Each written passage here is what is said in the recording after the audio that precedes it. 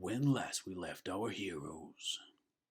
Since our last episode, our Super Friends deck, led by Sarkhan and the troops, has gotten us to Platinum 4. Oh, friend! Whilst the deck is strong, one of the downsides to it is the games can be very long, and if you have a limited playtime it can be hard to get up the rankings each month. With that in mind, we thought it would be a good time to try and push up the ranking quickly by playing a mono white aggro deck. But for full disclosure, it did not get off to a very good start and we nearly did not make this video. Our first 3 games saw us lose twice to Grixis Control and once to Esper because Magic is hard. However, as we were at the start of a new rank, the losses were not too detrimental, so we kept at it, and here are the results.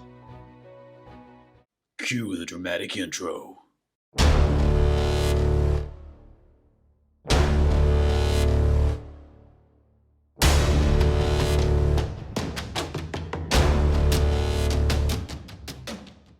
Since September, white-based aggro decks have floated around the top of the meta, with some splashing red for heroic reinforcements and others splashing blue for Deputy of Detention. Our version is a mono white deck that looks to flood the board with little creatures quickly and go around our opponent in a swift and timely manner. Healer's Hawk, Legion's Landing, Sky Marcher Aspirant and Snubhorn Sentry are our main 1-drops for aggression. We also include a new card from War of the Spark in Law Rune Enforcer who can tap down any potential problematic blockers. Dauntless Bodyguard acts as a protection for our creatures against board wipes. We also include 4 copies of Adonto Vanguard for the same reason and a single copy of Tomic. The land's ability is not something that is relevant in most matchups, but a 2-3 body on a flyer is a good rate for this level of aggression. Benelish Marshal and Venerated Loxodon are our top end finishers who can pump the entire team, and History of Benalia gives us a steady stream of creatures with a big attack on the final chapter. Conclave Tribunal is the removal spell of choice as the Convoke ability works well with the Vigilance of the Night tokens. In game 1 we keep a 7 that allows us to curve into History of Benalia, providing our hand is not disrupted. We play a Legion's Landing, make a token and pass. Our opponent plays a Simic Guildgate and passes. This suggests we are against the Gates deck, but it could also be a budget replacement for Breeding Pool, seeing as rare wild cards are worth more than the Crown Jewels in the Arena economy. We draw a land and play out Tomic before attacking with the Vampire. Gruul Guildgate from our opponent, which means it is definitely the Gates deck. Our plan now is to deal as much damage as possible before they cast Gates Ablaze. We draw a Law Rune Enforcer, attack for 3 with both creatures and cast History of Benalia. This will also allow us to flip Legion's Landing next turn to help us rebuild after the inevitable Gates Ablaze. Plaza of Harmony from our opponent gains them back the life they just lost and they grow spiral into another gate. We draw a second Law Rune Enforcer and hit a bit of a dilemma. If we don't attack and convoke out the Loxodon, our creatures are still not big enough to survive the Gates Ablaze. Attacking triggers our Legion's Landing to flip, but we do not get full value out of our Loxodon with Convoke. We decide to attack to flip the landing and leave up mana to make a token on their end step to help us rebuild if Gates Ablaze is cast. On our opponent's turn they grow Spiral, play a Forest and pass. This suggests they do not have Gates Ablaze, but could also be wanting us to commit more creatures to the board as we do not have lethal next turn. We make a token on their end step. We draw a second Legion's Landing and then attack with everything for 12 points of damage. We decide to play the Law Rune Enforcer as a way to remove any possible blockers with life gain they may have. This also gives us enough mana to make a token if they board wipe on their turn. We pass to our opponent and they concede, so maybe they didn't have the board wipe after all.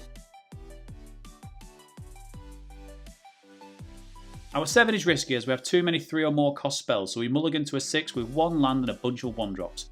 We keep the Legion's Landing on top as this will become a land with the creatures we have in hand. We lead with a Healer's Hawk and pass. Opponent plays a mountain and shocks our little bird out of the sky. We draw the Legion's Landing we left on top and cast it to create a token. On their turn, our opponent plays a Dragonskull Summit and casts a Fireblade Artist. Our little Snubhorns are looking pretty good in hand now. Genius! They attack for 2 and pass the turn.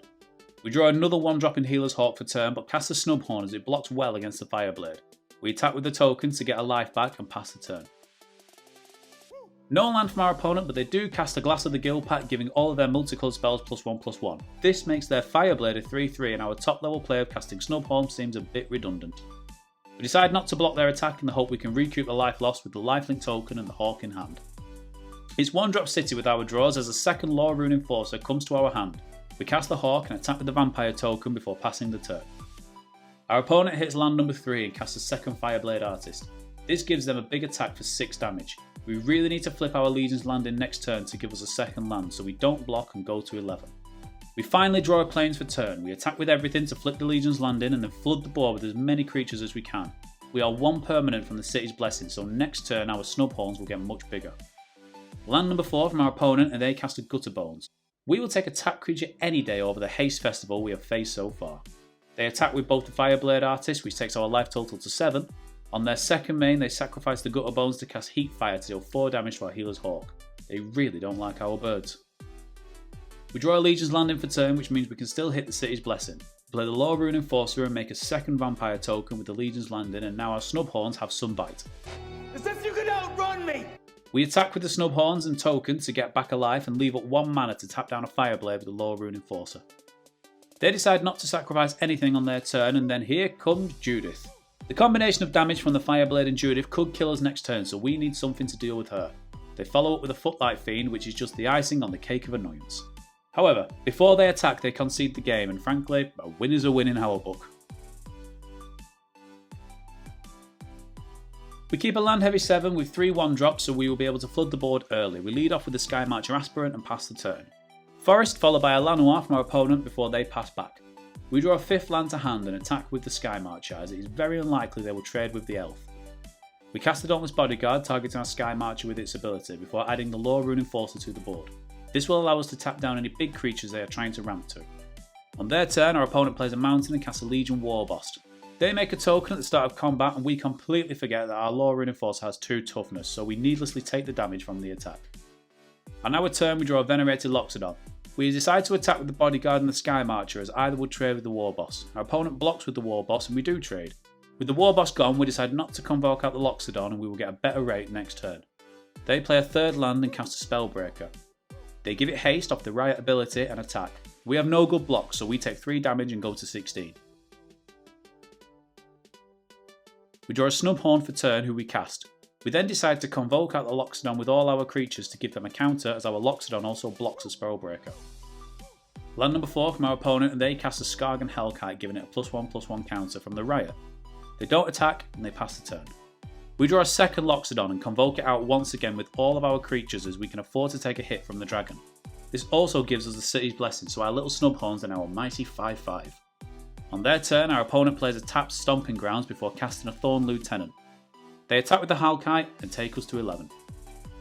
We cast a Dauntless Bodyguard, and in response they lightning strike our only flyer in Sky Marcher Aspirant. We attack with both Loxodons and a Snubhorn, as our bigger creatures should clear any blockers they choose to put in front of it. This also leaves a Law Rune Enforcer to tap down the Hellkite on their turn. They triple block the Snubhorn for 1 big trade, and 9 damage from the Loxodons is what they take. On their turn, they cast Legion's Warboss, and in response we tap down the Hellkite. This disheartens our opponent, where they feel they cannot carry on, and they concede.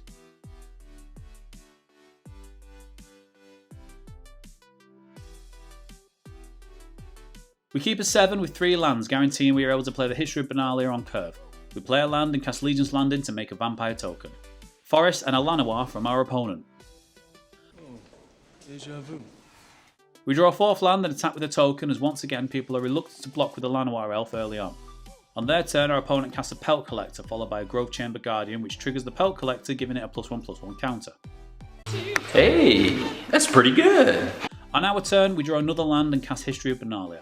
Our planned sequence is to double History of Benalia and Benalish over the next couple of turns, as that should hopefully outgrow our opponent's creatures.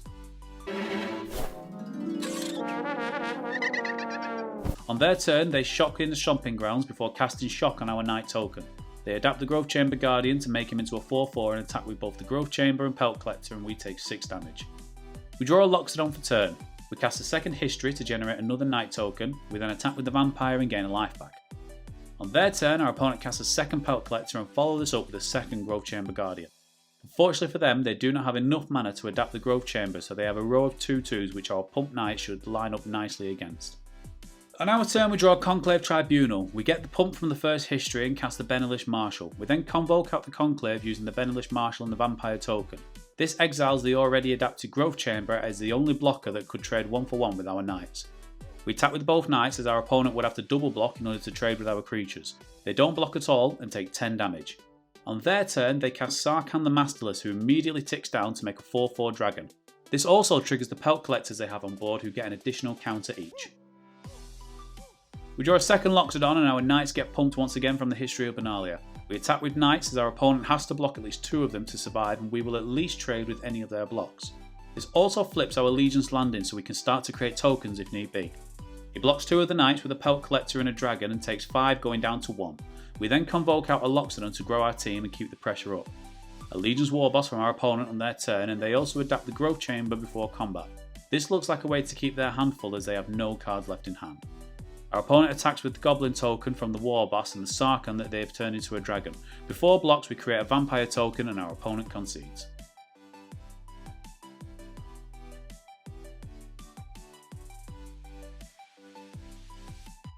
We keep a 7 that has a couple of early plays and 2 histories. We are on the draw, so fingers crossed for a land.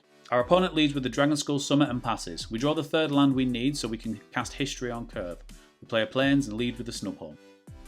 Turn 2 from our opponent and they play a Swamp followed by Discovery. They leave both on top, so we assume they are hitting lands for at least the next couple of turns. We draw a Sky Marcher for our turn and cast the Odonto Vanguard.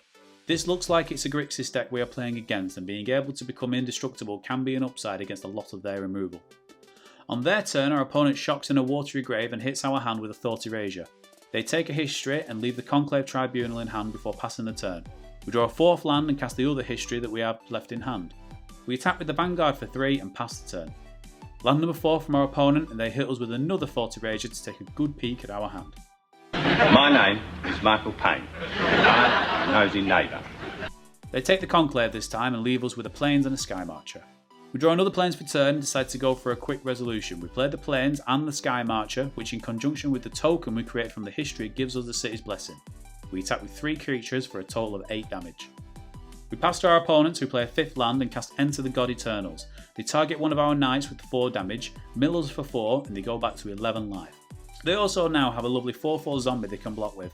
Ideally, we need to draw a Conclave Tribunal to remove the zombie token, as this would allow us to attack for lethal next turn. They pass to us, and would you look at that?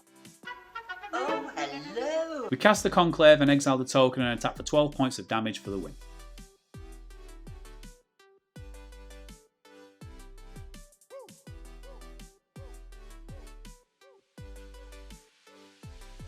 We keep a hand with 3 lands, lots of 1-drops and a Loxodon we can convoke to grow the team. We lead with a Healer's Hawk and pass the turn.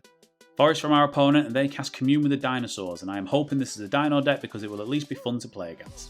They reveal a Raging Regisaur from the Commune, so it's definitely Dinosaurs we are against. On our turn we draw a Legion's Landing. We attack with the Hawk who gains us a point of life before casting the Legion's Landing and the Sky Marcher Aspirant before passing the turn. A second Forest from our opponent and they cast Drover of the Mighty.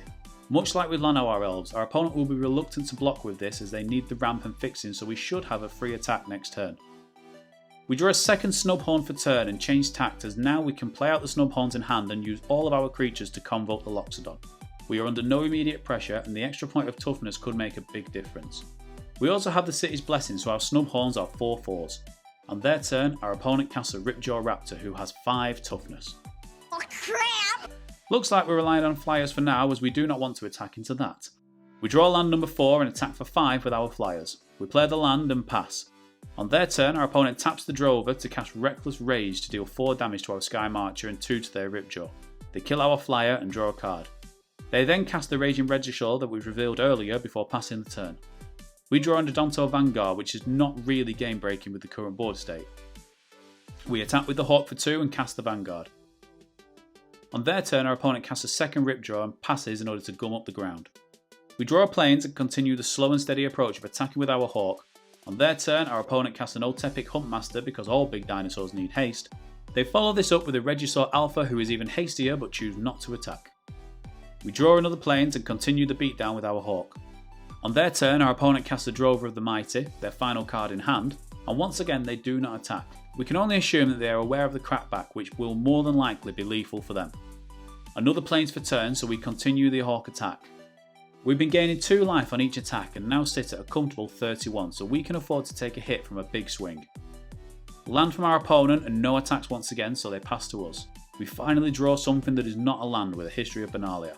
We cast the History to expand our board on the ground and attack with the Hawk, taking our opponent down to 4. 2 more turns to go. Land from our opponent and no attacks once again. We draw a Benelish Marshal which allows us to grow the entire team. We attack for 3 with the Hawk and pass. It's now a removal or bust for our opponent, and following their draw step, they concede.